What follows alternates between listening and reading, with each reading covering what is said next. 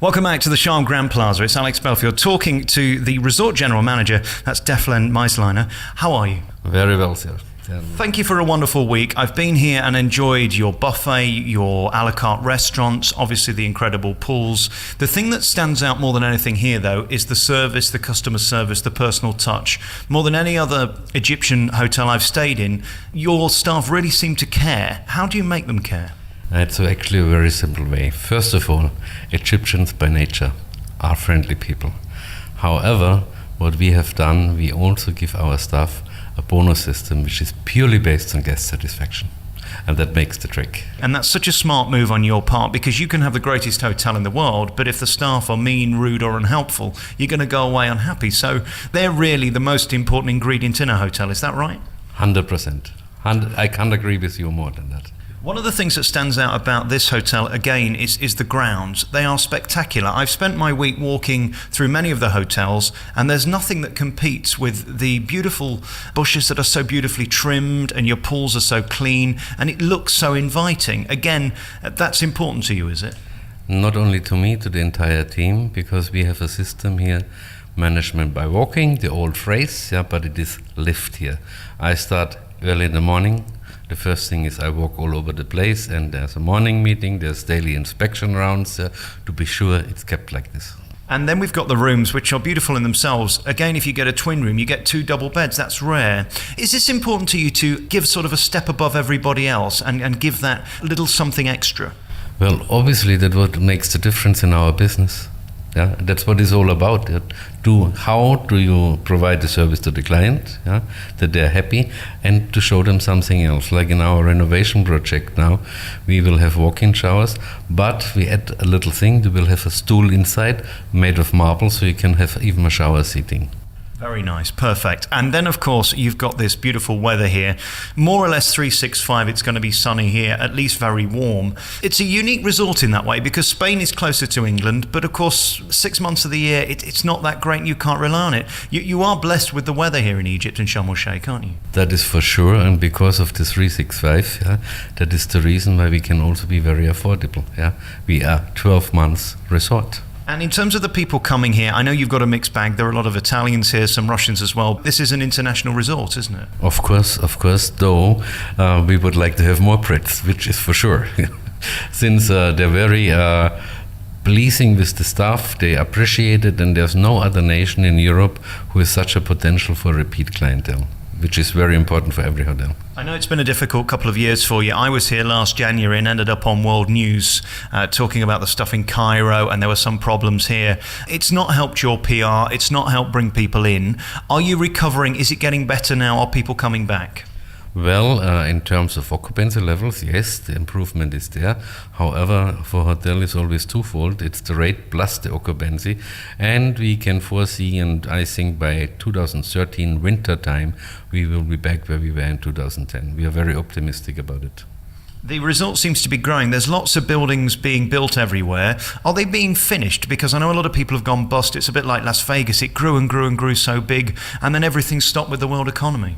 Well, I cannot talk for others, but I'm building another hotel on the other side. We are going full ahead. We are not stopping, and this will be opened by end of next year. Is that a brave management move, or is that a stupid management move? Well, I think it's a very brave one, and a very smart one on top of it, simply because now construction costs are low, because everybody wants to have business. So we can dictate also pricing structures. How difficult is it getting a hotel of this standard built over here? You're 5-star. Is it easy to get the staff and get stuff done like you would, for example, in Britain or Germany, where you're from? Definitely not. It is not comparable. It's like all southern countries, a bit laid back, but also lovely at the same time. However, the biggest challenge is, of course, the staffing. Due to the explosion in tourism here, I've been working the first time in the mid-80s in Egypt, and I opened the Sheraton in Cairo, and we were the best hotel in the Middle East. These things have changed because, the resources are not there. On top of it, the staff is not living here. They're living with their families in Cairo or Alexandria, even Upper Egypt. We transport them regularly, and one of the main issues is the staff gets tired. But if it's like an oil rig system, yeah, that you're 20 days on and 10 days off, yeah, there's no other choice. Yeah. Unfortunately, now if you take a waiter in summer, 2 years ago we clocked 48 centigrade, yeah, and the poor guy on the bar who is now after 1 week there working for 12 hours a day, he is absolutely tired, but he's expected to still smile, and the surprising thing is they still do. How does Sharm El Sheikh keep you? Because you've got a world-renowned reputation. I know you've just spent the last week or so in Europe traveling around, and as you say, you've had some huge success over the years in the hospitality and hotel business. Why do you stay here? What's still exciting about this resort? Well, the main reason is I do like Egypt. Of course, the weather is year-round nice. This adds always on, fog and rain. Nobody really wants it, yeah. And I have a very good relationship with the staff as well as with the ownership of the company. And why do people come back here? What do they say? I mean, I know you're big on feedback here and you want to know what people think. What is the reason that they love it so much? The cleanliness, the beautiful rooms? Is it the fact you've got such great gardens or you're on the beach? What is the most important factor? It's the staff. Again, the friendliness of the staff. The second thing is the cleanliness of the gardens and amazing setup, yeah. And of course, not to be forgotten, it's very affordable also. Yeah? I think those are the combination of all of these factors.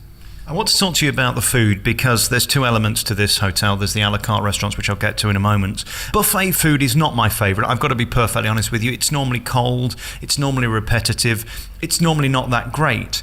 Here, though, you do make sure it's warm, and I know the chefs go to great care, don't they, about the choice of menu, and they keep it changing. It's difficult, isn't it? When you're eating in the same place 3 times a day, you've got to keep it fresh and enjoyable for people to come back and for it not to be a chore. One thing is very clear, you cannot please everyone.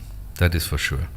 And also some of our foreign clientele, particularly from Europe, comments come, we want bacon for breakfast. I said, yes, we are allowed to do it. There's not a strict restriction to it. However, I personally made the decision we are not serving pork in this hotel as a respect towards the people and the religion or main religion of the country. So this reduces, of course, the choices. Yeah? So we actually working with chicken, fish, and as everywhere on the coast, the fish is more expensive than in capital cities. Yeah, supplies actually our fish supply is not coming from here because there's no fishing permitted anyhow. Yeah? It comes actually from the Mediterranean side. Yeah? So transport costs and so on, this adds on. Yeah. However, we are trying and regularly changing the menus. We have next week, for example, a chef coming from overseas to retrain the staff. We bring pastry chefs on 1 month, 2 months consulting to refresh and to guide the people and to go on. I noticed that just walking the streets here, the main Sharm Road, which goes for miles, it seems, to the airport one way and then down to the hotels the other, we're about halfway. There's a McDonald's there's TGI Fridays and all that stuff. And just walking down the main road, it felt safe. I know we've seen on the TV the stuff that's happened in Cairo, but that's never been here, has it? Despite what you read, Sharm El Sheikh has never been affected by the uprising. Not at all. I made it a point to drive around and to see if there's really anything, but there was nothing at all. My wife is going out alone all the time, and driving around and meeting people and sitting for coffee in the old market or in the Mercato. There was not a slightest issue. Obviously, there were some minor things, but this has nothing to do with an uprising. This was very much protected and has also something to do with the status of the Sinai as well, as such, with the Israel-Egyptian agreement, and therefore security is here very, very strong. Congratulations on this tremendous hotel. It's been a delight to meet you and your team as well. The Sharm Grand Plaza is here in Sharm El Sheikh, and you've got everything. You've got the God-given sunshine, the beautiful seas. We haven't really mentioned that very much, but I mean, the diving is second to none. Best diving in the world, isn't it?